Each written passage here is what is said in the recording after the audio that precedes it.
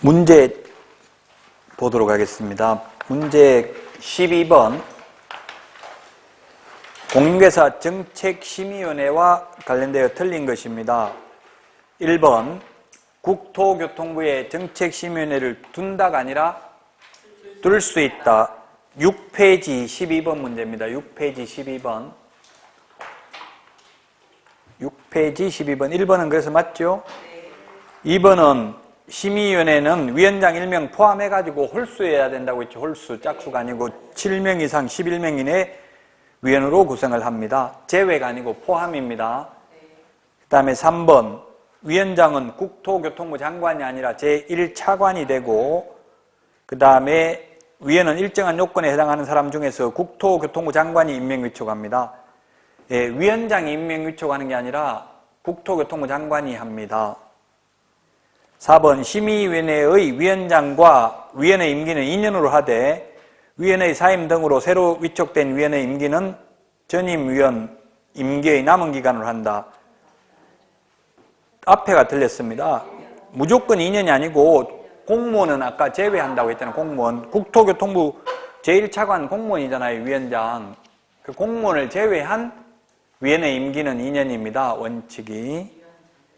위원장은 공무원이잖아요. 국토교통부 제1차관이니까. 그래서 4번이 틀렸고요. 5번 심의위원회에서 공인중개사 자격취득에 관한 사항을 심의한 경우에는 시도지사는 이에 따라야 된다. 예, 이건 따라야 되고 중개보수에 관한 사항은 따라야 될 필요 없다고 했죠? 자격은 시험은 시도별로 똑같아야 되니까. 그래서 공인중개사 제도에 대해서는 한 문제 정도 시험에 출제됩니다. 자, 그러면 66페이지 등록의 절차가 되겠는데, 등록의 절차. 먼저 큰 절차를 한번 보고 흐름을 보고 다시 말씀을 드리겠습니다. 등록 절차. 등록이라는 말은 등록을 한 자를 개업공인중개사라고 했습니다. 그래서 자격을 취득해서 개업하는 절차입니다. 가장 먼저 등록을 하려면 자격을 취득해야 됩니다. 그래서 시험에 변호사 등 특정 계층은 자격을 취득하지 않고도 등록할 수 있다고 하면 X입니다. 지금 트러스트 부동산이라고 공승배 변호사가 하고 있는 그 중개업은 등록은 안 됐어요. 등록하지 않았고, 그래서 단지 트러스트 부동산이라는 명칭만 썼다고 지금 유사명칭 사용금지로 위반했다고 보고 있고요. 변호사라 하더라도 등록하지 않고 변호사 사무실에 오는 손님들 계약서 작성해줬다고 그걸 공인중개사법 위반이라고 보기는 어렵습니다. 왜냐하면 변호사는 법률행위 대리를 업으로 할 수 있는 사람이잖아요. 단지 개업공인중개사라는 용어를 쓸 수 없고 등록은 할 수 없다는 이야기, 자격증을 따지 않고는. 그 중개사무소 간판 붙이고는 못한다는 이야기, 쉽게 말하면 변호사는. 근데 변호사라고 써놓았는데 손님이 와가지고 만약에 계약서 작성해달라 하면 그건 해줘도 상관이 없다는 이야기예요. 자, 자격 취득하지 않고는 변호사라 하더라도 등록은 할 수 없다. 일단 자격을 취득해야 되고, 자격 취득하고 무조건 바로 등록할 수 있는 게 아니라 실무 교육을 받아야 됩니다. 그리고 사무소도 확보해야 됩니다. 건축물 대장에 기재되어 있는 사무소를 확보해야 됩니다. 그리고 나서 등록 신청을 합니다. 등록 신청은 어디에다가 하느냐 하면은 등록관청에 합니다. 등록관청. 등록관청은 시, 군, 구고요. 이때 시의 경우에는 구가 설치되어 있지 아니한 시의 시장만 해당됩니다. 그러면 아까도 이야기했지만 수원시 영통구라고 되어 있으면 수원시장이 등록관청이 아니라 영통구청장이 등록관청입니다. 창원시 성산구라면 성산구청장이 등록관청입니다. 창원시장이 아니고요. 천안시 서북구면 서북구청장이 등록관청입니다. 고양시 일산동구라면 일산동구청장이 등록관청이 됩니다. 시장 군수구청장인데 시장 해가지고 가로하고 뒤에다가 구가 설치되지 아니한 시의 시장이 하나다 이렇게 돼 있다고요. 자, 등록 신청을 하면 무조건 등록을 해주는 게 아니라 심사를 합니다. 교도소에 갔다 와가지고 아직 출소한 지 얼마 안 됐는지 이런 걸 확인한다고요. 그 하는데 걸리는 시간이 7일입니다. 그 프린트 2장 내드린 거에 보면 7일 찾아보면 7일 이내 등록, 처분, 통지한다고 돼 있을 거예요. 시험에 7일 대신에 뭐 14일, 뭐 예를 들면 10일 이렇게 해서 X 출제됐습니다. 심사하는데 걸리는 시간이에요. 신고하고 등록하고 다른 점은 신고라는 거는 우리 음식점 같은 경우는 신고하는데 신고는 그냥 바로 수리합니다. 음식점 장소만 있으면 바로 수리해 줍니다. 신고는. 근데 등록이라는 거는 신고와 다른 점은 등록 기준에 적합해야 등록을 해주는데 그 등록 기준에 결격 사유에 해당되지 아니한 것도 확인해야 돼요. 그래서 결격 사유에 해당되는지 요건을 심사하는 데 걸리는 시간이 7일 이내입니다. 7일 이내에 등록 처분을 하고 통지까지 합니다. 7일 이내에. 그 시험에 7일 이내에 등록증 교부해야 된다 하면 X입니다. 교부를 7일 이내에 하는 건 아닙니다. 등록이 되고 나면 등록증 교부는 지체 없이 합니다. 지체 없이. 그래서 7일 이내에 등록 처분 통지를 문서로 해줍니다. 문서로, 서면으로. 통지해주면 바로 중개업을 할 수 있는 게 아니라 등록증을 교부받아야 됩니다. 등록증을 교부받으려면은 교부 전에 보정 설정을 해야 됩니다. 보정 설정. 만약에 손해를 입히면 의뢰인에게 손해배상을 하기 위해서 의무적으로 보험을 가입해야 돼요. 무조건 가입해야 되기는 돈 있다고 가입 안 하면 안 됩니다. 의무보험입니다. 여기는 무조건 자동차 책임보험하고 똑같아요. 무조건 가입해야 됩니다. 가입하고 나면은 지체 없이 등록증을 교부합니다. 지체 없이. 적시가 아니고 지체 없이입니다. 적시가 빨라요? 지체 없이가 빨라요? 적시가 빠릅니다. 맞추고 싶으면 가슴 속에 있는 거하고 반대로 대답하면 잘 맞아요. 적시는 이유이하를 불문하고 민원 처리에 관한 법률에 의하면 3시간 안에 처리해야 되는 거고 지체 없이는 상당한 이유 없이 지체하면 안 돼요. 그럼 상당한 이유가 있으면 지체해도 됩니다. 민법에서 뭐 판사가 상당한 이유, 이런 뭐 부속영장 발부하는데 상당한 사유가 있다 이런 말 하죠? 그 상당한지 안 한지는 판사가 판단하는 거예요. 판사 재량의 상당한지 여부는. 그래서 상당한 이유가 있으면 지체해도 되는 거예요. 이건 지체 없이는. 이유 없이 지체하면 안 되는 거고 적시는 이유이하를 불문하고 적시해야 돼. 3시간 안에 해야 돼. 적시는. 그 적시가 더 빠른 개념입니다. 근데 우리 공인중개사법에 적시도 있고 지체 없이도 있어요. 그러니까 이것도 구분해야 됩니다. 등록증을 지체 없이 교부하면 업무를 개시할 수 있습니다. 업무 개시할 수 있는데 업무 개시 등록한 날로부터 업무 개시 전에 법 제30조에 보면 업무 보정 설정을 해야 된다. 보정 설정을 해야 된다고 되어 있습니다. 법률에는 업무 개시 전에 보정 설정을 하라고 이렇게 포괄적으로 되어 있습니다. 법이라는 건 아까 국회에서 만들기 때문에 세부적인 것까지 만들지는 못해요. 이 7일 이내에 등록 처분 통지해야 된다 이런 거는 법률에 있는 게 아니에요. 시행령이나 시행규칙에 있다고요. 왜냐면 7일이 또 행령 편의상 뭐 5일로 바뀔 수도 있는 거잖아요. 이런 거 하나 바꿀 때마다 국회 통과되려고 하면 엄청나게 힘들 수 있죠. 그래서 법에는 보정 설정을 업무 개시 전에 하라고 되어 있지만 시행규칙에는 보면은 시행규칙 제5조 1항의 보정 설정 여부를 확인한 후 지체 없이 등록증을 교부하라고 되어 있습니다. 그래서 업무 개시 전이라고 되어 있지만 등록증 받고 나서 업무 개시 전에 이때 보정 설정할 수 있는 것은 아니라는 이야기입니다. 보정 설정은 등록증 교부 전에 해야 됩니다. 법에는 업무 개시 전이라고 되어 있고 시행규칙에는 등록증 교부하기 전에 보정 설정 여부를 확인하고 지체 없이 등록증을 교부하라고 되어 있다. 자, 그 다음에 또 인장 등록도 해야 됩니다. 인장 등록. 인장 등록은 다음에 공부하는데 인장 등록이 뭐냐면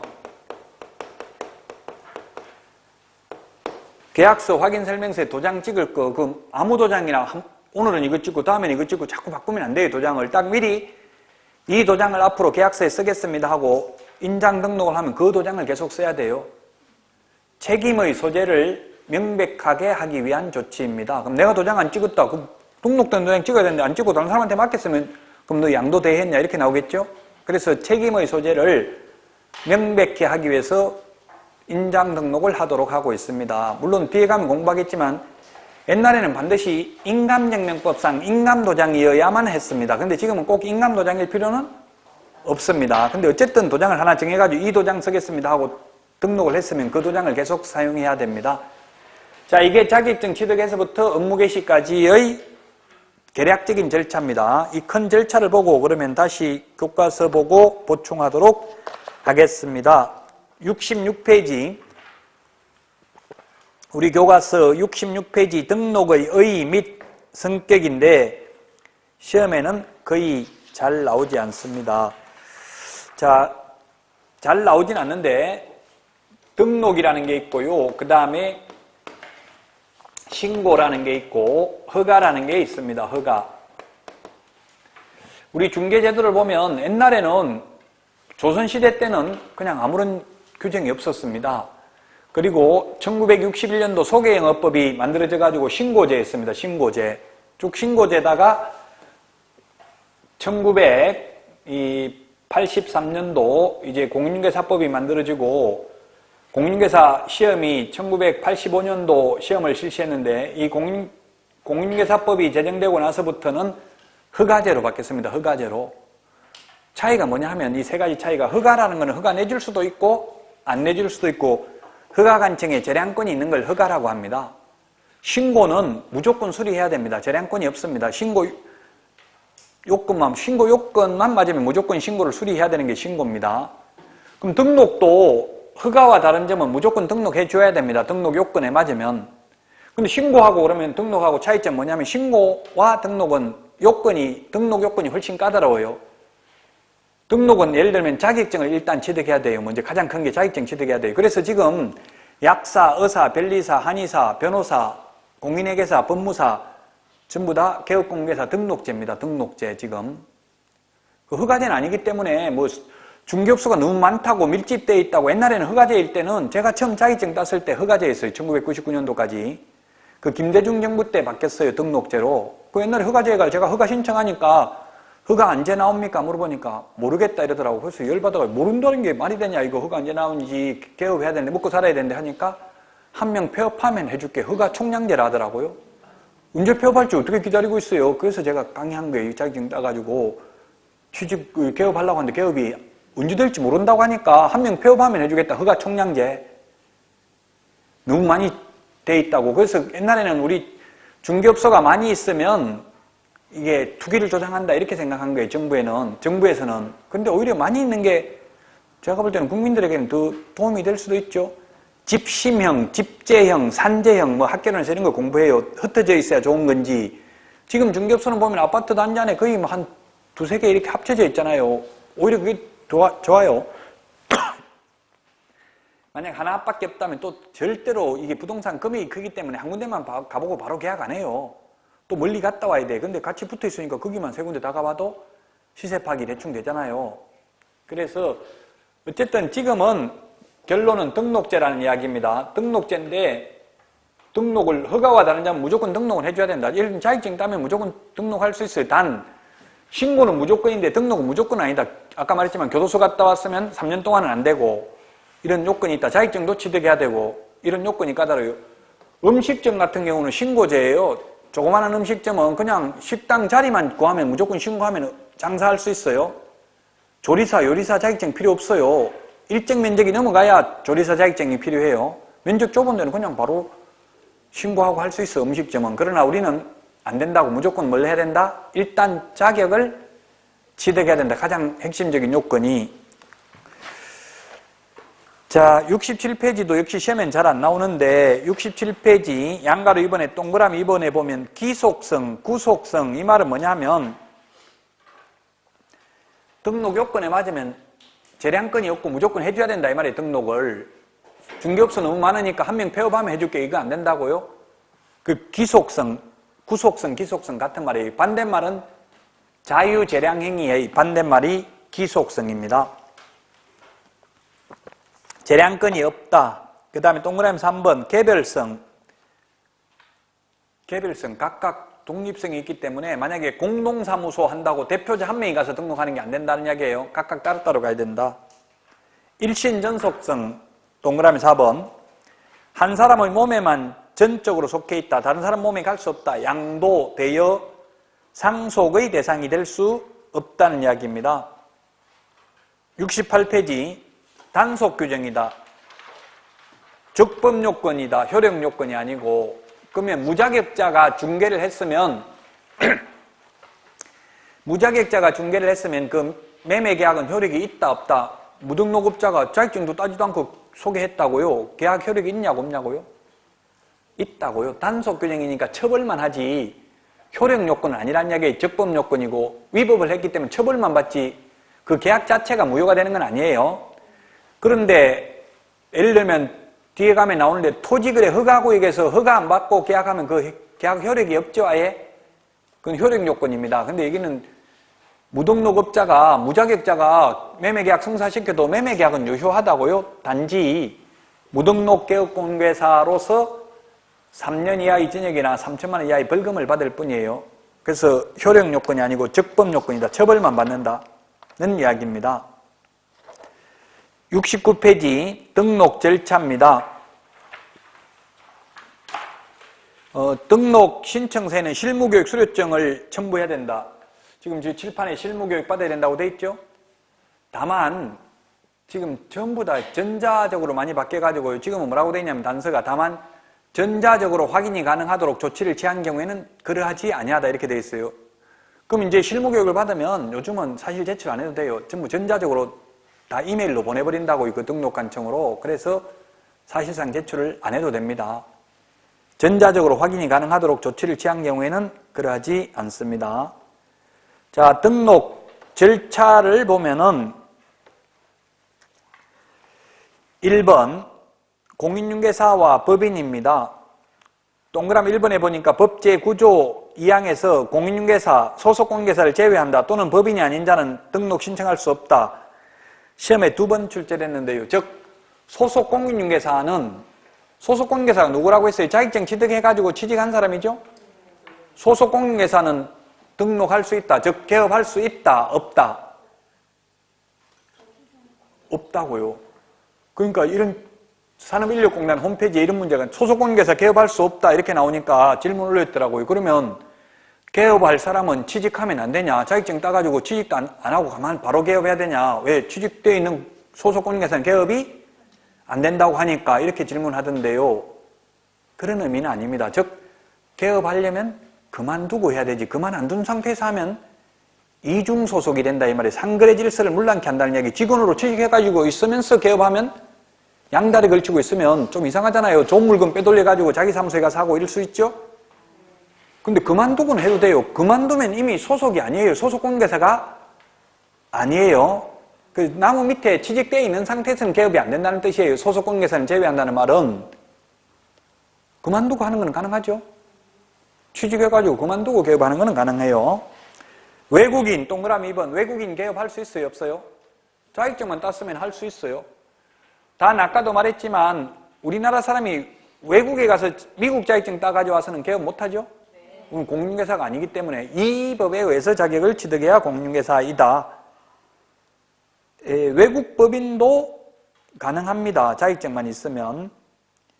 그 다음에 동그라미 4번 다른 법률의 규정에서 중개업을 할 수 있는 법인은 소위 특수법인이라고 하는데 시험에 잘 나오지는 않습니다. 왜냐하면 현실적으로 중개업을 하고 있지 않기 때문에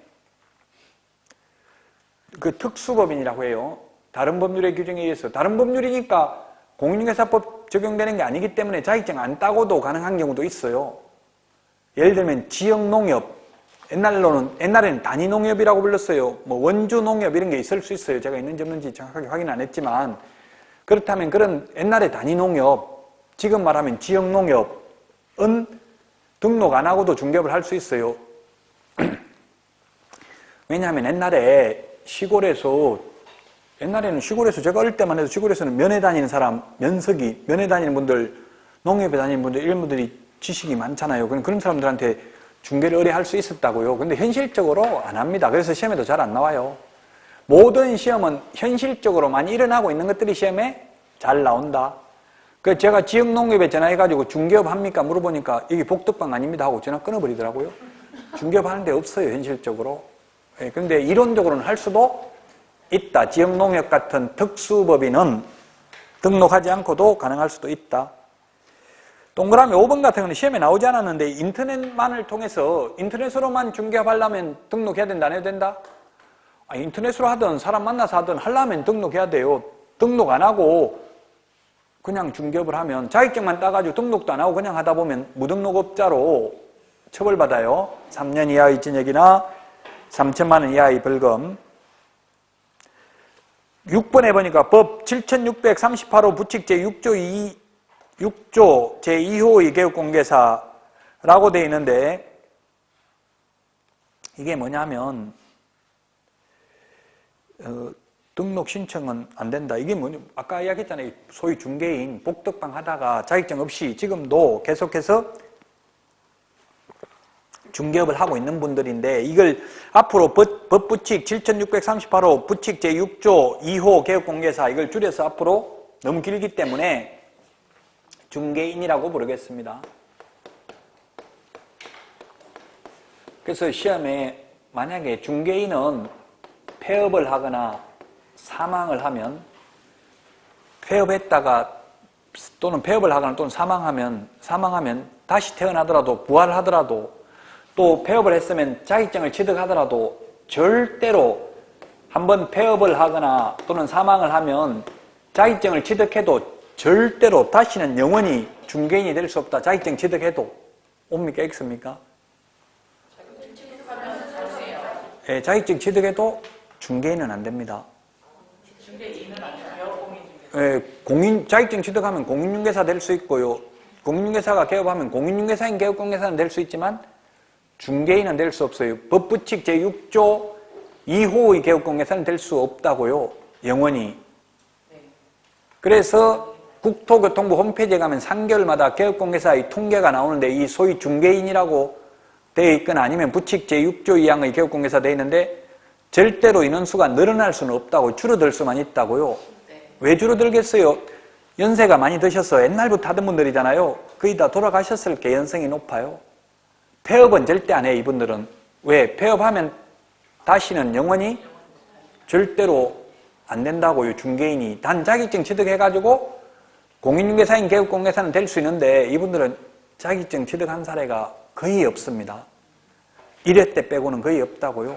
왜냐면 안 따도 중개업을 할 수 있는데 그건 절박함이 없잖아요. 이분들은. 안 따고도 할 수 있는데 굳이 따봐야 부르는 명칭만 다르잖아요. 중개인이라는 소리만 안 듣는 것밖에 없거든요. 나머지는 다 할 수 있어요. 그래서 중개인은 폐업하면 다시는 영원히 중개인이 될 수는 없다. 70페이지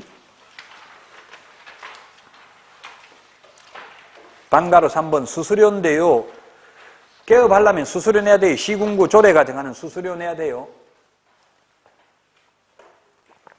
10,000원 정도 냈던 것 같아요. 제가 할 때. 근데 10,000원인지 20,000원인지 암기할 필요 있다 없다? 없다. 왜? 지자체별로 250개 시군구가 다 다를 수도 있기 때문에. 그 밑에 박스에 있는 게 뭐냐면 예를 들면 성남시가 나와 있는 건데요. 성남시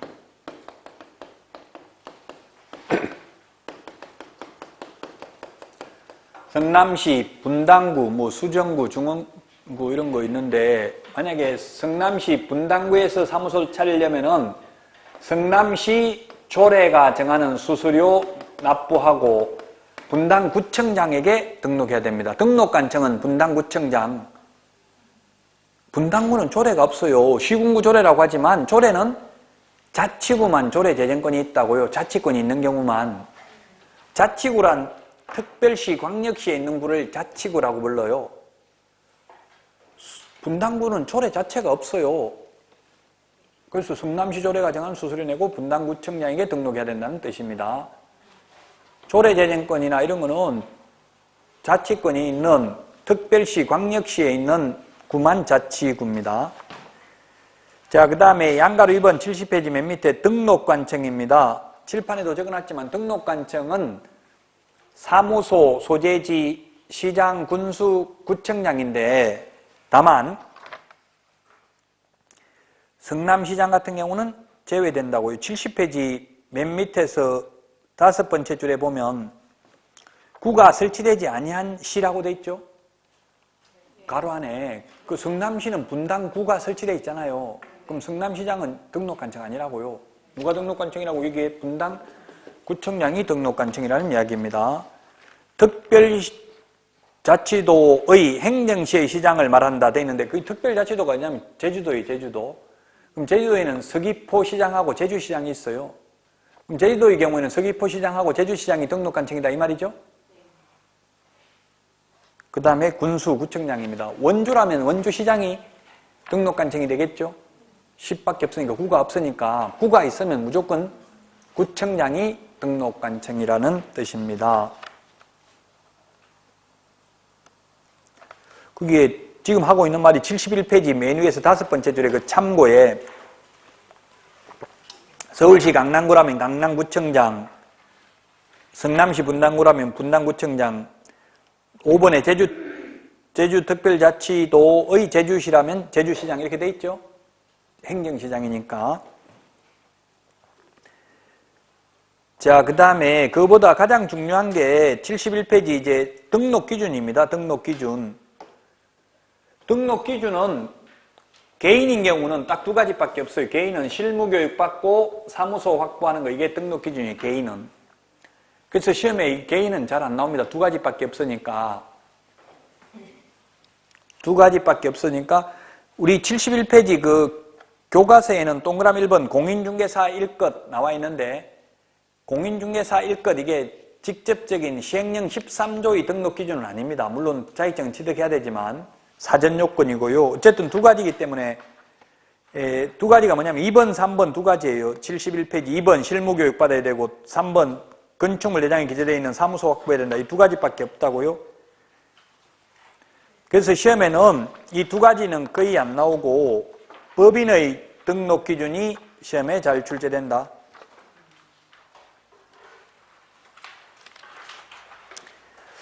법인의 등록 기준 72페이지 방가로 2번 이게 별표하십시오. 72페이지 방가로 2번 5개입니다. 그래서 시험에 잘 출제됩니다. 5개.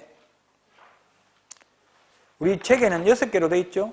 근데 동그라미 1번은 직접적인 등록 기준은 아니고요. 동그라미 1번 맞네요. 동그라미 1번은 맞고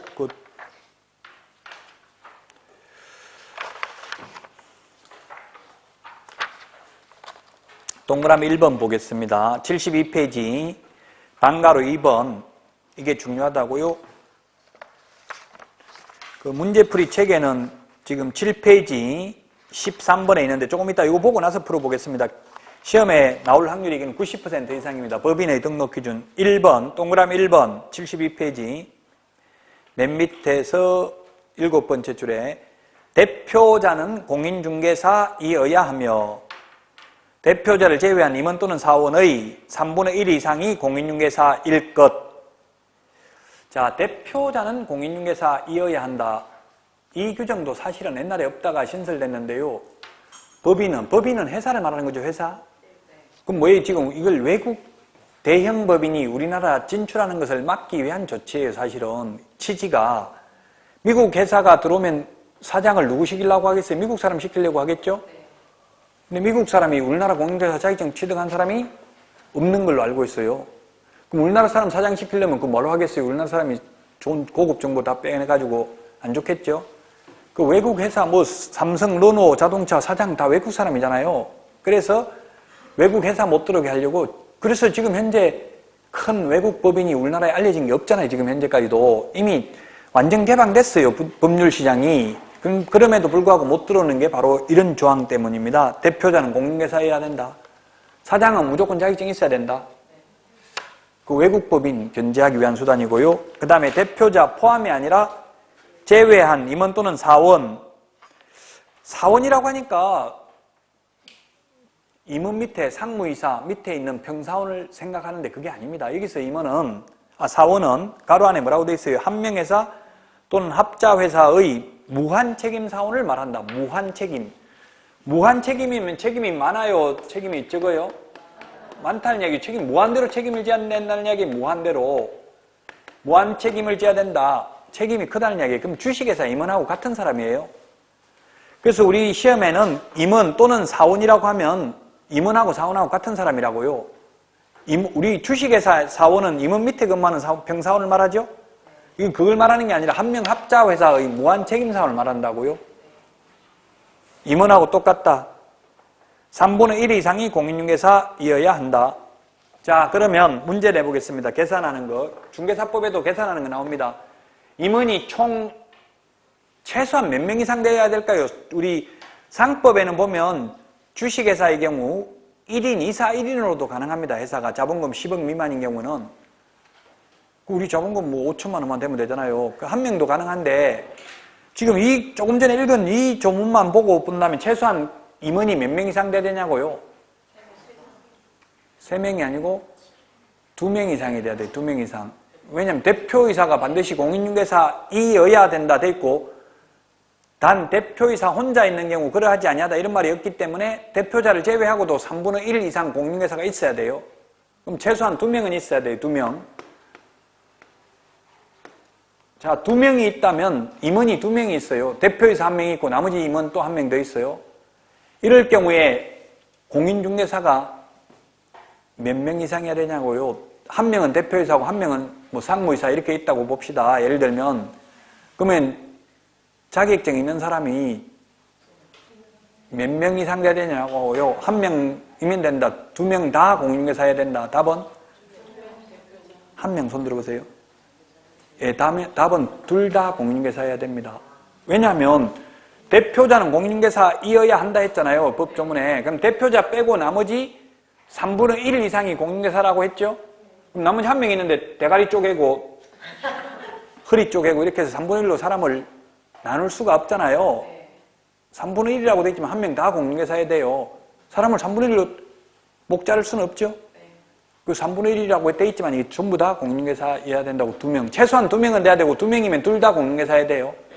만약 10명이라면 이제 총 임원이 10명이라면 대표이사 1명 공인중개사고 나머지 3분의 1이니까 3명. 대표이사까지 합하면 4명만 되면 되겠죠? 2명이라면 둘 다 공인중개사여야 돼요. 그래서 왜 혼자 안 되냐? 상법상은 혼자도 되는데 하니까 혼자 하려면 그냥 개인개업공개사지 뭐 때문에 법인하냐? 이렇게 묻더라고요. 국토부에 질의하니까 저보고. 자, 그 다음에 2번 대표자, 임원 또는 사원, 전원 및 분사무소 책임자가 실무교육을 받아야 된다. 옛날에는 전원이라는 말이 없었어요. 근데 자꾸 제가 질문하니까 이제 전원이라는 말이 없어도 대표자 또는 임원이라고만 돼 있으니까 전원이에요. 특별히 예외가 없잖아요. 근데 더 명확하게 하기 위해서 전원입니다. 이 말은 자격증이 없는 임원도 실무교육은 받아야 돼요. 모든 임원이 실무교육 다 받아야 돼요. 자격증이 없어도 실무교육 받아야 된다. 책임자, 분사무소. 분사무소라는 게 뭐냐면 나눌 분자잖아요. 분사무소. 지사, 본사 이 개념을 지점, 본점 개념을 우리 공인중개사법에서는 주된 사무소, 분사무소 이렇게 불러요. 주된 사무소는 본사고요. 분사무소는 지사 이런 개념이라고요. 가지지자, 나눌 분자 똑같은 말이잖아요. 분사무소는 지사, 지점 개념이라고요. 그럼 지사장이나 지점장은 실무교육 받아야 된다 이런 말이죠. 그걸 우리는 공인중개사법에서는 분사무소라고 부른다고요. 분사무소는 책임자, 그 분사무소의 책임자니까 실무교육을 받아야 된다. 자, 그 다음에 동그라미 3번 건축물 대장에 기재되어 있는 건물의 중개사무소를 확보해야 된다. 자, 그게 앞에 좀 더 자세하게 되어 있는데요. 그 71페이지 맨 밑에 동그라미 3번 보겠습니다. 건축물 대장인데 71페이지 개인사무소든 법인사무소든 분사무소든 주된사무소든 모든 사무소는 요건이 똑같아요. 회사사무소는 크게 차려야 된다 이런 말 없어요. 모든 요건이 똑같다고요. 개인사무소나 법인사무소나 법인은 회사라고 했어요. 사무소 뭐 크기나 이런 규정이 따로 없어요. 똑같아요. 뭐 예를 들면 법인은 100평 이상 돼야 되고 개인사무소는 뭐 10평만 되면 된다 이런 말이 없다고요. 똑같다고 규정이 법인이든 개인이든 분사무소든 주된사무소든. 자, 그래서 먼저 건축물 대장에 기재되어 있어야 된다. 단 가설 건축물은 안 된다는 이야기예요. 가설 건축물 안 되고, 그 다음에 준공인가 사용승인 사용검사 받은 건축물은 건축물 대장이 기재되기 전에도 가능하다. 왜 이런 말이 생겼냐면은, 예를 들면 아파트 단지 내 상가는 다 짓고 나면 사용검사 받아요. 사용검사 받고도 건축물 대장 만들려면 2달 정도 기다려야 된대요. 그러면 아파트 단지 내 상가는 다 지었으면 사용검사 받았으면 건축물 대장에는 아직 기재되지 않아도 중개사무소 개업할 수 있다는 이야기예요. 그래서 건축물 대장이 기재되기 전이라도 가능하다. 사용검사 등을 받았다면 이 뜻이고요. 그 다음에 그 사무소 확보인데 가로 안에 소유, 전세, 임대차, 사용대차 등의 방법에 의해서 사용권을 확보할 것. 사용권 확보입니다. 시험에 소유권 확보하면 X입니다. 사용권만 확보하면 됩니다. 제가 아는 분은 경기도 안양 평촌에서 실제 있었던 사건입니다. 자격증 있는 분하고 자격증은 돈 되는 분하고 둘이 같이 동업을 했어요. 그럼 아까 이야기했죠. 돈 된 사람을 내부적으로는 사장, 자격증 있는 사람을 내부적으로는 소장 이렇게 불러요. 근데 외부적으로는 밖으로는 돈 됐다고 해서 사장이라는 말 쓰면 유사명칭 사용금지 위반으로 1년 이하의 징역이나 1,000만 원 이하의 벌금 받는다고 했습니다. 그래서 이걸 돈 낸 사람 이게 임대차 계약서를 가지고 들어가니까 등록관청에서 안 된다고 한 거예요. 임대차 계약서.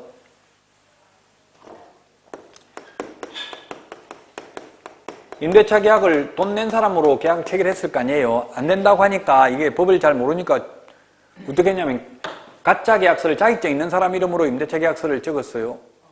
주인한테 이거 놔놓고 가짜 계약서 하나 적어달라고 하니까 주인이 건물 뭐래요. 나중에 그럼 둘 다 돈 내달라고 하면 나는 어떻게 하냐. 하나는 없애자. 그렇게 할 거 아니에요. 주인 입장에서는 계약서 2개 해놓고 둘 다 돈 달라고 나는 한 사람한테밖에 돈 안 받았는데 이렇게 할 거겠죠. 이거 실제 이게 진짜 계약서인데 이거는 찢어버리고 새로 가짜 계약서 적었다고 이 사람 명의로.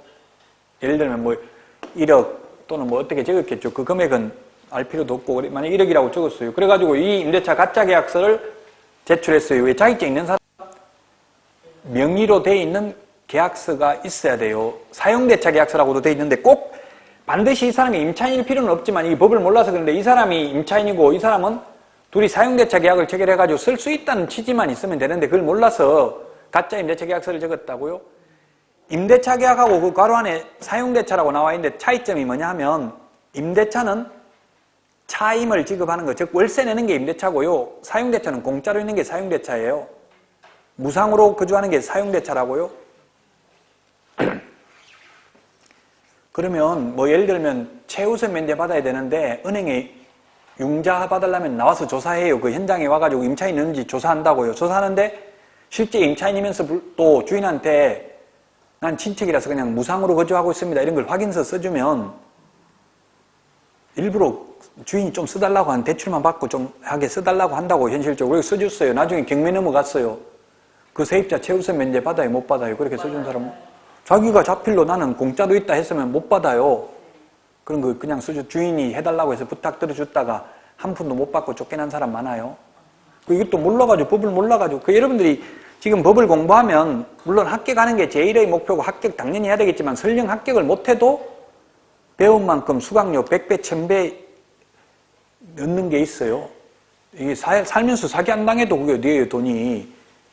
법을 알면, 이제 법을 공부하면 나한테 유리한 증거는 남기고 불리한 증거는 없애는 연습을 해야 되겠죠? 뭐 서청은 의원이 보니까 홍준표 녹취 파일 가지고 있다 이렇게 하더라. 그럼 통화했을 때 다 녹음해놨다는 이야기잖아요. 있는지 없는지 모르지만 예를 들면 그거 해놔야 돼. 나한테 유리한 건 해놔야 돼. 그럼 나중에 그래서 연예인들도 처음에 뜨기 전에 미리 비디오 찍어 놓는다는 그런 설들이 있잖아요. 나중에 떠가지고 배반하면 그때 터뜨리기 위해서 하는 거잖아요. 그래서 여러분들도 법을 배우면 일단 나중에 터뜨리지는 않더라도 나한테 유리한 증거는 남겨놓고 불리한 증거는 없애는 연습을 해야 돼요. 그 중개업하려면 그래서 휴대폰 따로 만들어야 돼. 특히 여자분들은 모든 남자 전화 다 받아야 되잖아요. 근데 그 집에 가서 그 전화 쓰다가 또 밤늦게 전화 오면 골치 아프죠? 퇴근하면서 딱 전화 꺼버리고 다시 출근하고 전화기 켜고 이렇게 해야 돼요. 휴대폰도 따로 있는 게 좋아요. 그래가지고 그 전화는 업무용 전화는 무조건 녹음되게 해놔야 돼. 그 어플이 있더라고. 무조건 통화하면 녹음되게. 왜냐하면 딴소리 많이 하거든. 계약 자들이 뭐 말해놓고 나중에 내가 언제 그런 소리 했냐 이렇게 증거 없으면 그 녹음이 되도록 해놔야 돼요. 반드시 뭐 계약하기 전에 이거는 지금 계약금입니다. 얼마 지금 어느 통장으로 입금시킵니다. 이런 거 다 녹음해놔야 나중에 계약서도 안 쓰고 그냥 가계약금 보냈는데 가계약금 돌려준다 못 돌려준다 이게 논쟁이 될 수 있겠죠. 무조건 녹음되게 해놔야 돼요. 그래서 10년 지나가 사이가 안 좋아가지고 이제 돈 낸 사람 너 나가라 다른 사람 자격증 사람 새로 구해야 되겠다 이렇게 하니까 이 사람이 무슨 소리 하니 내 사무실인데 네가 나가라 이렇게 한 거예요. 저한테 돈 낸 사람이 저한테 전화 와가지고 이런 인간이 있는데 이거 어떻게 하면 되겠냐 물으니까 제가 그럼 증거 있냐 임대차 계약서도 이 사람 명의로 돼 있고 돈 네가 냈다는 게 있냐 하니까 10년 넘었는데 증거가 어디 있습니까 하고 저보고 화내더라고요. 그 재판해가지고 이 사람 쫓겨났어요. 이 사람 주인 아닌 걸로 돼가지고 안 했다고. 계좌이체한 것도 없다니까 증거가 지금 10년 지나가지고 그 계좌이체해야 되겠죠. 여러분들은 돈 보낼 때는 계좌이체하고 받을 때는 산속에서 현금 받아야 되겠죠. 아무도 없는 데서. 예, 그럼 나중에 오리갈 내밀을 수 있어야 돼요. 지금 뭐 청와대에서 뭐 돈 받은 것도 현금으로 받았어요? 수표로 받았어요? 5만 원짜리 현금으로 다 받았다고 추정하고 받았다고 지금 진술을 했어요. 어쨌든 그래서 현금으로 받아야 돼요. 여러분들이 받을 때는 현금으로 줄 때는 통장으로 계좌이체 해야 돼요. 그런 게 습관화돼야 돼요. 그냥 무조건 현금 달라면 지금 현금 안 가지고 있습니다. 계좌이체밖에 안 됩니다. 이렇게 말하라고요. 현금 없다 하고. 그냥 막 너 못 믿어서 계좌이체 한다 이런 말 하기가 좀 그렇죠. 뇌물 줄 때도 수표 주면 수표 복사해놓고 줘야 돼. 그냥 현금으로. 통장이체 해달라면 안 받는다 하겠죠. 뇌물은. 그러면 그냥 계좌이체 해놓고 주고 아니면 현금으로 달라고 하면 현금 신권 받아가지고 1년 번호 적어놔야 돼. 몇 번부터 몇 번까지 언제 몇월 몇 시 어디에서 줬다. 이거 구체적으로 딱 적어놓으라고 메모를. 그러면 그게 증거가 될 수도 있어요. 1년 번호 있는 거 새 돈은 다 증거가 나타나요. 그래서 헌돈 받으려고 그래요. 받는 사람은. 결론은 이게 꼭 임대차 계약서가 등록할 개업공개사 명의로 돼 있을 필요는 없다고. 사용임대차 계약서 있어도 돼요. 근데 이걸 몰라가지고 이렇게 당했다고요. 만약에 여러분이 이제 돈 된 사람이라면 임차인은 돈 낸 사람 이름으로 하고 사용임대차 계약만 즉 자격증 있는 사람이 그 사무소를 써도 좋다는 취지의 문서는 들어가야 돼요. 반드시. 그래서 사용임대차 계약서 적으면 된다고요. 꼭 소유권을 확보해야 될 필요는 없다. 사용권만 확보하면 된다. 차임을 지급하든 안 하든 그건 상관이 없다. 무허가 건물은 된다 안 된다? 안 된다. 왜냐하면 무허가는 건축물 대장이 없어서 안 돼요. 미등기 건물은 돼요 안 돼요? 돼요. 미등기 건물은 될 수도 있다. 왜냐하면 건축물 대장부터 먼저 만들고 나서 등기를 하거든요. 그럼 등기되기 전이라도 가능할 수도 있다.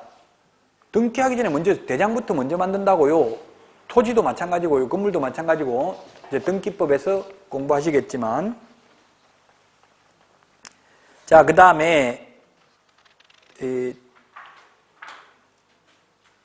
면적 제한은 없습니다. 면적 제한. 지금 72페이지 꼭 개업공개사 명의로 소유권을 확보할 필요도 없고 면적 제한도 없습니다.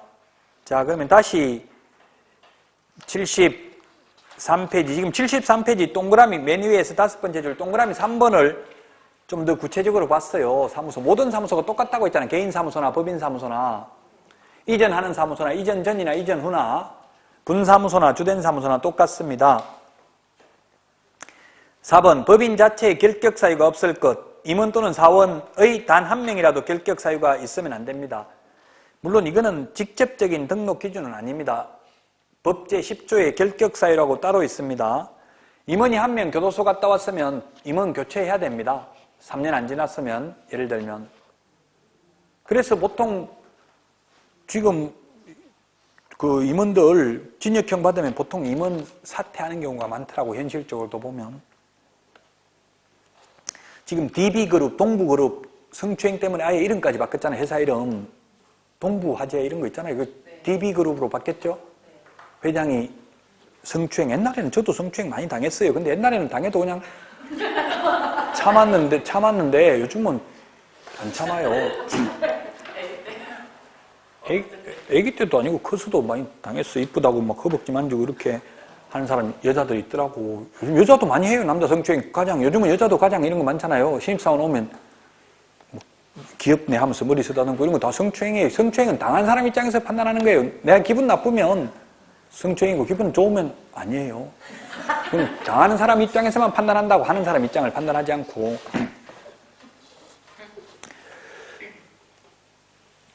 제 친구도 지금 삼성에서 상무, 삼성은 이사가 상무더라고. 상무 하다가 잘렸는데 한 6년, 7년 정도 했는데 회식 같은 거 하면 여직원이 막 옆에 와서 자꾸 뭐 술 달라고 이러면 저 멀리 가라 하고 보낸다더라고. 뭐 술 취해가지고 모르고 있다가 갑자기 있는데 누가 사진 찍어가지고 올리거나 어디 보내거나 해버리면 자기도 모르는 사이에 당할 수도 있죠. 그래 아예 여자 옆에 앉지도 않는다더라고. 잘못하면 무조건 그런 뭐 진 여부를 떠나서 그런 거 사진 찍어가지고 어디 저 회장실에나 보내버리면 그 자체로 바로 잘린다고 봐야 되겠죠. 뭐 나중에 진실인지 아닌지 그런 거 판단하지도 않아요. 자, 그 다음에 5번 상법상 회사 또는 협동조합 기본법에 따른 협동조합이어야 한다. 상법상 회사입니다. 상법상 회사가 몇 개인지 다 암기할 필요가 없는데 반드시 주식회사이어야만 한다. 이거는 X입니다. 주식회사, 한명, 합자, 유한회사, 유한책임회사 이런 게 있어요.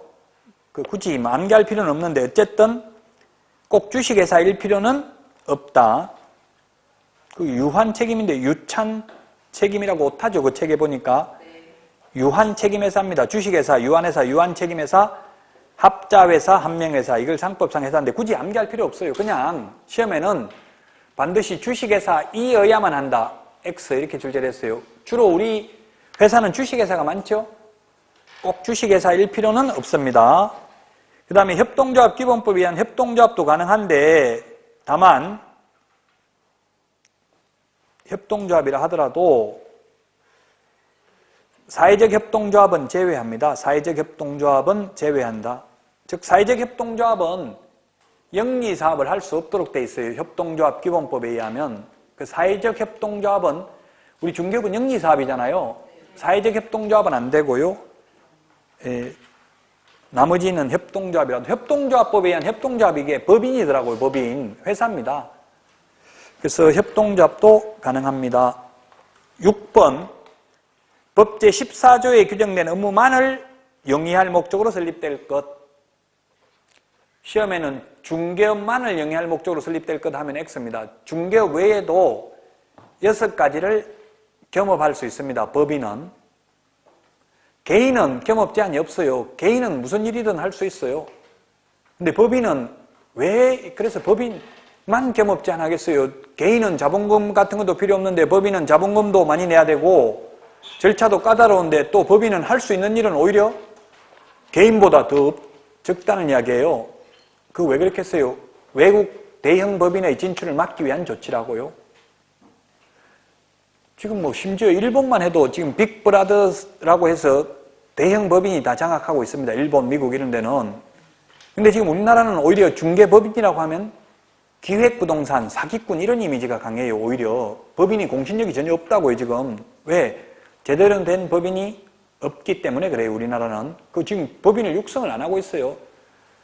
여러분들은 법인 큰 거 생기면 좋아요, 안 좋아요? 여러분들 입장에서 보면? 좋아요.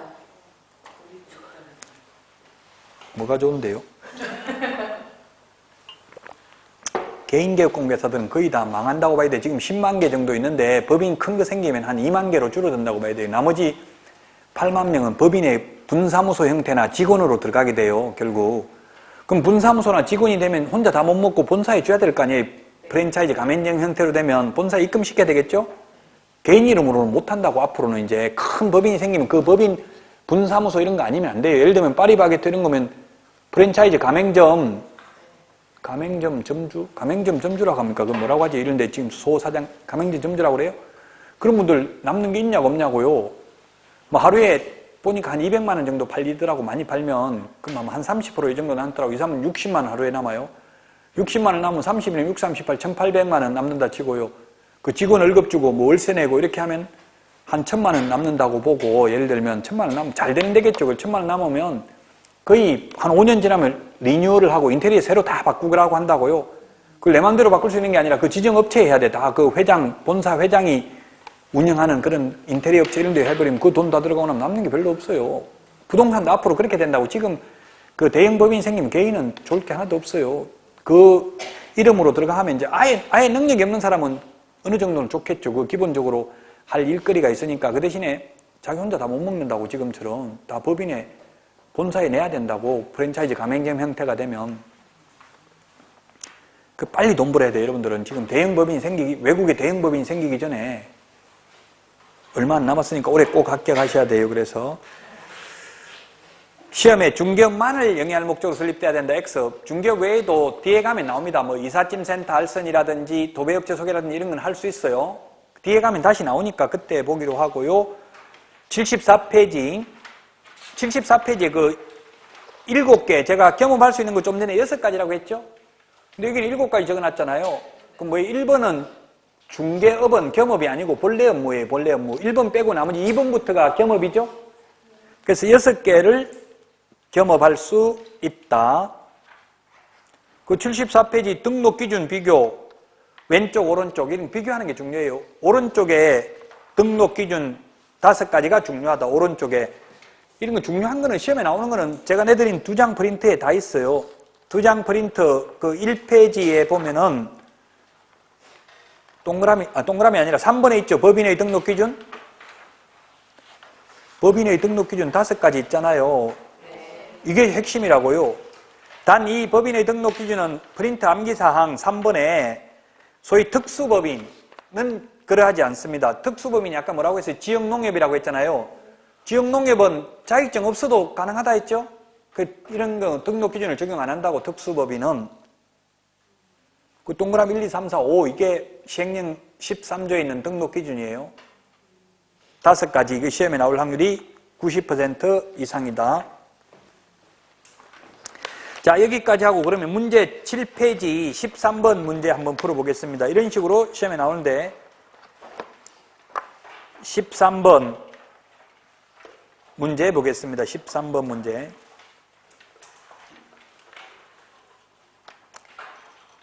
가장 객관식에서 어려운 게 이렇게 몇 개인가, 소위 개수형 문제가 가장 어렵다고 했죠? 이런 문제가 2문제에서 최고 많이 나온 적은 4문제까지 출제됐습니다. 40문제 중에서. 보통 공인중개사법에 박스형 문제가 10문제 정도 나와요. 박스형 문제가 10문제 정도 나오는데 구체적으로 뭐 기억, 니은 이렇게 고르는 거는 좀 그렇게 어렵진 않죠. 근데 이런 식으로 완전히 몇 개인가 이러면 가장 어려워요. 자, 옳은 것인데 기억. 대표자는 반드시 공인중개사여야 한다. 맞죠? 그 프린트 2장 내드린 거 그 3번 참고로 보면서 하세요. 이 2장 내드린 프린트에서 그것만 다 알면 80점은 받는다 했어요. 그 기억은 맞죠? 대표자는 공인중개사여야 된다. 니은. 중개업만을 영위할 목적으로 설립되어야 한다. 틀렸죠? 중개업 외에도 6가지 겸업할 수 있다. 뭐 이삿짐센터 알선, 도배 알선, 경공매 매수 신청 대리 등은 할 수 있다고 했습니다. 디귿. 상법상 회사 또는 협동조합 기본법에 의한 협동조합, 사회적 협동조합은 포함 제외하고 자본금 5천만 원 이상이어야 된다. 맞죠? 디귿. 리얼. 대표자는 공인중개사이어야 하며 대표자를 제외한 사원 또는 임원의 3분의 1 이상이 공인중개사이어야 합니다. 맞죠? 옛날에는 2분의 1 이상이 공인중개사였다가 바뀌었습니다. 3분의 1 이상. 바꾸면서 그 취지를 뭐라고 했냐면 법무사나 변호사나 공인회계사 등 관계 전문가를 임원으로 영입해서 종합적인 서비스를 제공할 수 있도록 하기 위해 한다. 이렇게 이유를 밝혔어요. 3분의 1 이상만 되면 됩니다. 나머지 3분의 1은 자격증 없는 사람도 임원이 될 수 있다는 이야기입니다. 리얼도 그래서 맞죠? 미음은 대표자를 포함한다는 말이 틀렸죠. 포함, 제외가 맞기 때문에요. 그 다음에 비업은 등기부에 기재된 사무소가 아니라 건축물대장에 기재된다고 했죠. 건축물대장에. 건축물대장에 기재되어 있다면 미등기 건물도 가능하다고 했잖아요. 그러나 무허가 건물은 안 됩니다. 왜냐하면 무허가 건물은 건축물대장이 없기 때문에. 다만 건축물대장에 기재되기 전이라도 사용승인, 사용검사, 준공검사, 준공인가 받은 건축물은 가능할 수도 있다고 했죠. 면적 제한은 없습니다. 그 프린트 2장짜리 3번에도 있어요. 그 3번 참고로 보시면 되겠습니다. 좀 어려운 문제입니다. 13번에 미염? 미염 했어요. 제가 안 했는 것 같은데 아직 미염은. 예, 미염은 실무교육은 전원이 다 받아야 돼요. 그래서 틀렸고 맞는 거는 기역, 디귿, 리얼 3개. 3번이 답이죠. 제가 3번 답 아니라고 했어요.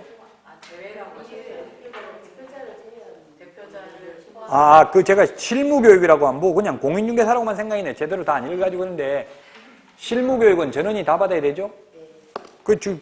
만약에 포함하고 제외만 다르면 리얼하고 미염하고 다른 게 다 똑같다고 저는 생각해서 앞에만 보고. 예, 근데 맞아요. 실무교육은 다 받아야 돼요. 무조건. 아까 자격증이 없는 임원도 받아야 된다 했잖아요. 모든 임원이 다 받아야 돼요. 너무 공부 잘하신다. 근데 처음 오셔가지고 이렇게. 이거 공인중개사법은 자기가 문제 내놓고 자기가 풀어도 100점 못 받아요. 말을 꼬우다 보면 한참 있다 보면 자기가 꼬여서 못 푼다고요. 예, 법조문이 많지 않기 때문에 그래요. 말장난이 심해가지고. 과목의 특성이 다르다고 했죠. 공법하고 다르고 과목별로 다 달라요. 그래서 그 과목별로 빨리빨리 적응을 해야 돼요. 공부하는 스타일이 다 다르기 때문에. 민법 같은 경우는 갑을, 병정 이렇게 사례 중심으로 나오니까 처음에는 쉬운 것 같은데 민법이 하면 할수록 어려워요. 갑을, 병까지 알다가 나중에 뭐 정, 무 이렇게 나오면 헷갈리기 시작한다고 이제. 자, 그래서 등록 기준까지 봤습니다. 다음은 75페이지, 교과서 다시 75페이지입니다. 아까 등록을 하고 서면 통지 며칠 이내에 한다고 했어요? 두 번째 줄에 7일 네모에 넣으십시오. 7일 이내에 등록 처분 통지해 줍니다. 7일이 중요하고요. 아까 칠판에 지금도 적혀져 있죠. 칠판에 등록 절차. 그 다음에 76페이지 맨 위에 업무 개시하기 전에 인장 등록해야 된다고 되어 있잖아요. 근데 거기 동그라미 3번에 맨 마지막에 보니까 뭐라고 되어 있어요? 인장 등록은 등록 신청하면서 해도 된다고 되어 있어요. 세 번째 줄에. 그래서 칠판에 적어놨잖아요. 이게 등록 신청하면서 인장 등록해도 되고 업무 개시 전에 해도 된다고요. 그러나 이건 좀 지금 말하는 게 적절치 않을 수도 있는데요. 정확하게 말하면 등록증 받고 나서 업무 개시 전에 할 수 있는 건 아닙니다. 왜냐하면 등록증에 이 등록된 인장을 찍도록 돼 있어요. 서식에. 그냥 포괄적으로 본다면 업무 개시 전에 인장 등록한다고 되어 있습니다.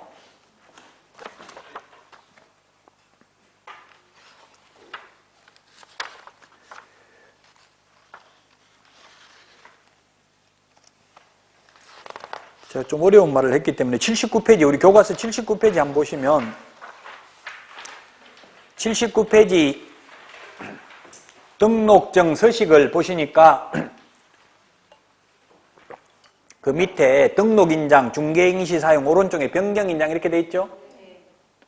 이게 도장 찍어야 된다고, 등록된 도장을. 도장 찍으려면 등록증 받기 전에 인장 등록을 해야지. 등록증 받고 나서 법에는 업무 개시 전이라고 돼 있지만 사실상은 등록증 받기 전에 해야 된다 이 말이에요. 왜냐면 등록증에 도장 찍어야 되는데 인장 등록 안 하면 등록증을 안 내줘요. 법에 포괄적으로는 업무 개시 전에 인장 등록하라고 돼 있고 구체적으로 본다면 등록증 교부 받기 전 업무 개시 전이지 등록증 교부 받고 나서 업무 개시 전에 인장 등록하는 것은 아니라는 말씀을 드리는 겁니다. 자, 그 다음에 76페이지 양가로 5번입니다. 등록증 교부입니다. 칠판에 있는 그림 보시면 되는데 등록증 교부는 보정 설정 여부를 확인하고 지체 없이 등록증 교부해야 됩니다.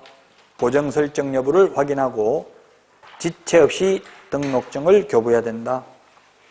76페이지 맨 밑에 보니까 이 등록사항은 다음 달 10일까지 협회에 통보하라고 되어 있네요.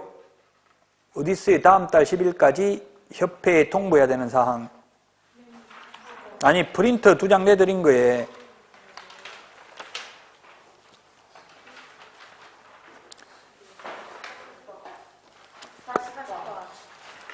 40번에도 있지만 40번에 어디 있어요? 등록관청 협회 통보 다음 달 3번도 있는데 또 40번 말고 이게 첫 페이지에도 있어요. 첫 페이지.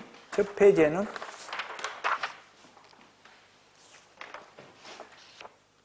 페이지에는 어디 있어요? 몇 번에 있어요? 다음 달 10일까지.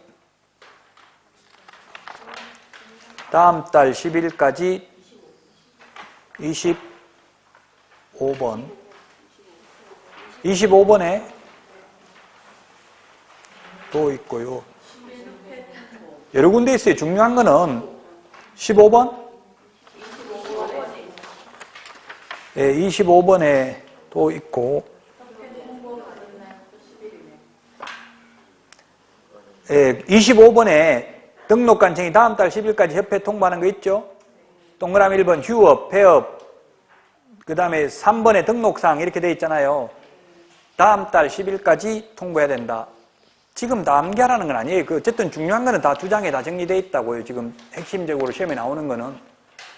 정리되어 있으니까 이런 부분은 교과서 나올 때도 중요하다고 봐야 되겠죠.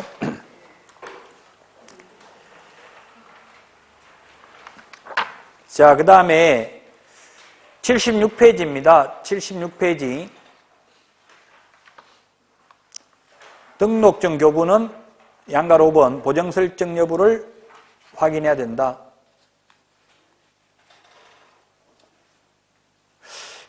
(76페이지) 그 박스에 양갈 5번의 박스는 좀 제가 말한 거하고 좀 다르죠, 지금? 규정이 없기 때문에 등록증 교부받은 후에도 인장 등록할 수 있다. 이거는 지금 실무를, 그러나 실무상 인장 등록은 대부분 등록 신청과 같이 한다. 이렇게 돼 있는데, 요거는 조금 시험에 나와가지고, 시험에는 출제위원들이 중개업을 안 해봤기 때문에 이런 식으로 냈어요. 등록증 받고 나서도 할 수 있다. 이렇게 냈었어요. 냈다가 그 이신청해가지고 복수정답으로 인정됐어요. 근데 지금 우리 책은 요거는 조금 잘못됐어요. 아까도 봤지만 등록증 받잖아요, 서식을. 등록증에 도장 찍어야 되니까 도장 안 찍으면 등록증 안 내주겠죠? 요 표현은 조금 잘못됐습니다. 박스 안에 있는 거 인장 등록 안 하면 등록증 안 내줍니다. 그럼 여러분들 국토부에 전화해서 물어보면 되겠죠? 제 말한 게 좀 의심스러우면 의심스러워야 됩니다. 지적 호기심이 있어야 돼요. 무조건 믿으면 안 돼요. 책이라고 보통 그 사람들은 인쇄화되어 있는 걸 믿으려고 하고 말하는 건 잘 안 믿으려는 경향이 있거든요. 그래서 여러분들이 현업에서 중개업을 할 때도 가끔씩이면 문서로 보여주면 믿으려고 그래요. 엉터리라도 그걸 딱 출력해가지고 보여주면 믿으려고 하는데 말로 하면 안 믿으려고 하거든요. 그래서 이런 거는 좀 한번 확인해 보세요. 오늘 숙제입니다. 이거 국토부에 전화해서 물어보라고요. 인장 등록 안 해도 등록증 내줍니까? 이걸 물어보시라고요.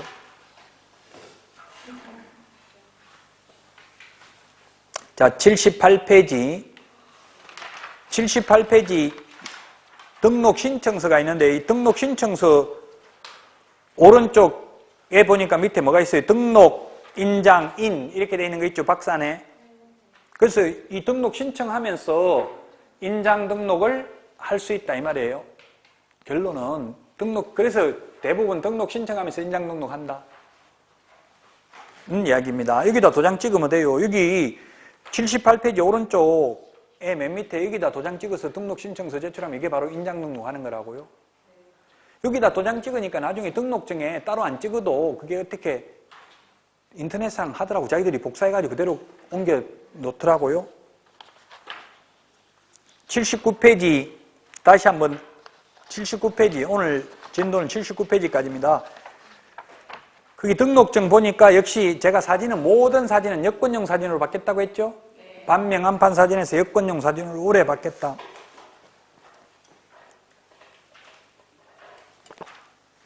(79페이지) 거기 시험에 뭐라고 나왔냐면 등록증, 등록 신청서, 종별은 종류별 이 말인데 이게 시험에 출제됐어요. 등록증에 기재되는 종별은 몇 개이며 등록 신청서에 기재되는 종별은 몇 개인가 종류가. 소식 보고 한번 풀어보세요. 종별이 몇 개예요? 종별이라고 적혀져 있는 게 몇 개예요? 등록증에 몇 개냐고요? 3명이죠? 등록 신청서에 기재되는 종별은 등록 신청서 좀 앞에 있었어요. 종별은 2개. 뭐가 하나 차이 나요? 소위 중개인. 법부칙 제6조 2항의 규정에 의해서 등록을 한 것으로 보는 자. 중개인은 등록 신청할 수 있다 없다? 안 된다 했잖아. 한번 폐업하거나 사망하면 끝이라 했잖아요. 영원히 다시 등록 안 된다 했죠? 단 자격증은 딸 수 있어요. 폐업하고 나도. 근데 현실적으로 따기 어렵다고 했죠? 근데 등록증은 있어요. 왜냐하면 등록을 한 것으로 보는 자라고 했잖아요. 등록을 안 했지만 한글로 봤다고요. 그래서 중개인들은 자격증을 따지 않았지만 등록관청에서 연락 와요. 등록증 찾아가라고. 등록한 것으로 본다. 민법에서 본다, 간주한다, 의제한다 같은 말이죠. 안 했는데 했다고 한글로 본다고요. 그래서 등록증은 있어요. 자격증은 없지만 중개인도 등록증은 사무소에 게시했다는 이야기예요. 이게 시험에 출제됐어요. 등록 신청서에 기재되는 종별은 두 가지. 즉 중개인은 신규 등록이 안 된다. 그렇지만 중개인도 등록을 한글로 보기 때문에 등록증은 있다. 등록 신청은 안 했지만 민법에서 본다, 간주한다, 의제한다는 같은 말이고요. 추정한다는 다른 말이죠. 추정은 반증, 반대 증거가 있으면 뒤집을 수 있고 깰 수 있는 게 추정이고요. 본다, 의제한다, 간주한다는 확정 판결이 아니면 뒤집을 수 없는 거예요.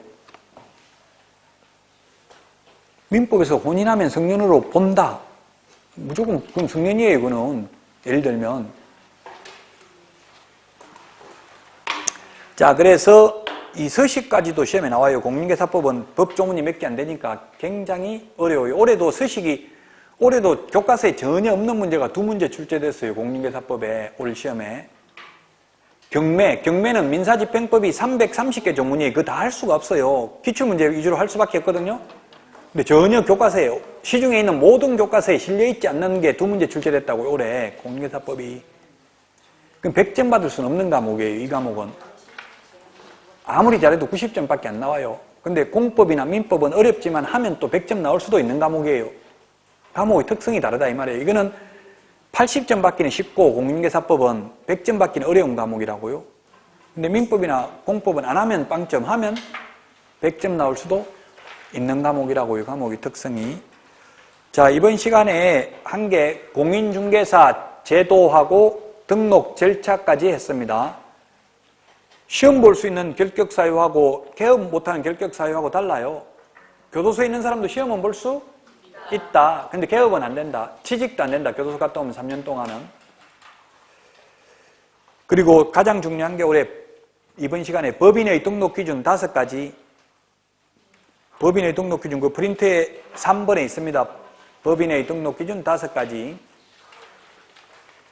예, 법인은 뭐 상법상 회사 또는 협동조합 기본법에 의한 협동조합으로서 자본금 5천만 원 이상 이런 게 있잖아요. 이 5가지 그게 중요하다고요. 법 제14조에 규정된 의무만을 영위할 목적으로 설립될 것. 대표자는 공인중개사이어야 하며 대표자를 제외한 임원 또는 사원의 3분의 1 이상이 공인중개사일 것.